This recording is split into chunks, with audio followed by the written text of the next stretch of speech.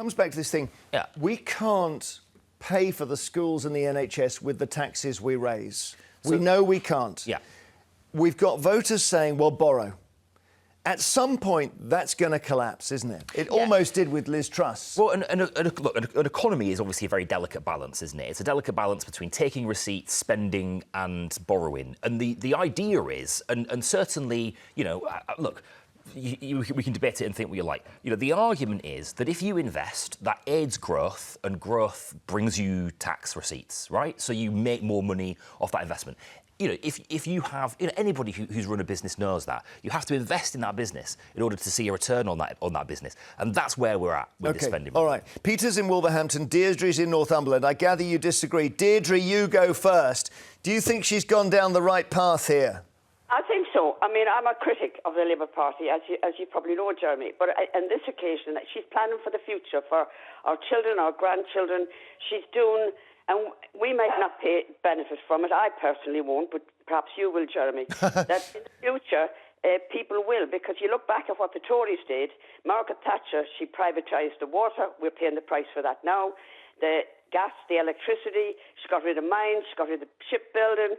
The education was run into the ground, the health service, sold off council houses. We're paying the price. So now, in the future, for what she's done yesterday, hopefully people will benefit from it. Interesting thought. Peter in Wolverhampton, maybe this is the big moment where we do a U-turn on Thatcherism. Oh, that would be a fine thing. Now, listen, Deirdre, don't you think it's all just boring and long-termist?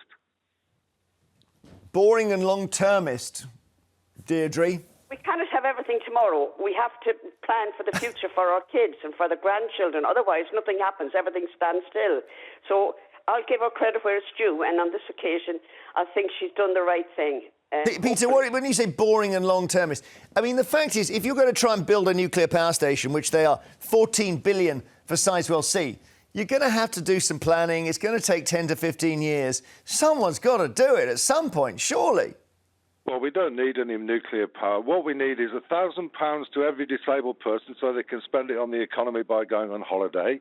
And we need to reimburse the pensioners for last year's winter fuel allowance cut so they can spend that. But we haven't got... There's no money to give away, Peter. That's what we're talking about here. We owe £3 trillion. You just said we're going to spend 14 billion on nuclear power. Well, OK, all right, you take the money... There we are. Annabelle, what about that? You take the money from the nuclear budget and you give it to people with disabilities to spend in the economy. Now, today. Well, we already give a lot of money out to people who have disabilities, and the number of people who are receiving disability benefit has absolutely ballooned since before the pandemic. We have got to pare back welfare spending. At the moment, I believe it is too generous to too wide a number of people, whilst failing to provide targeted support to actually the most vulnerable in our society and those who need it Peter, most. be cross about that. Peter, you're on welfare, I think, aren't you? Yes, I'm on welfare, and it's not as generous as your salary settlement, Annabelle. Well, yeah, but she's not on benefits. Well, no, but she's very well off, and I'm not, and we're all broke, and we need some cash. Annabelle. Well, I don't know what the personal circumstances are here. Peter's it's on very benefits, difficult for me to respond to that, the reasons that he might be on benefits. What I would say is too many people currently are receiving personal independence payments. Too many people are economically inactive. Too many people are receiving out-of-work benefits of some kind or another. And it's simply unsustainable. But the problem, Jeremy, is that when you try and remove a benefit like this, the impact is asymmetric. So those who are directly affected by it feel it very, very painfully, whereas everybody else might notice that their tax bill is reduced by, say, £10. And so the former group are extremely vocal, and we saw that with the winter fuel. Winter fuel has taught me a lesson. I mean, it's made me realise that you cannot take things away from people. You cannot take things away from older people in particular. And I don't know whether they should have said, look, for the sake of this country, we cannot pay the winter fuel allowance because your grandchildren will owe it as tax, and they're going to be overtaxed for the whole of their lives.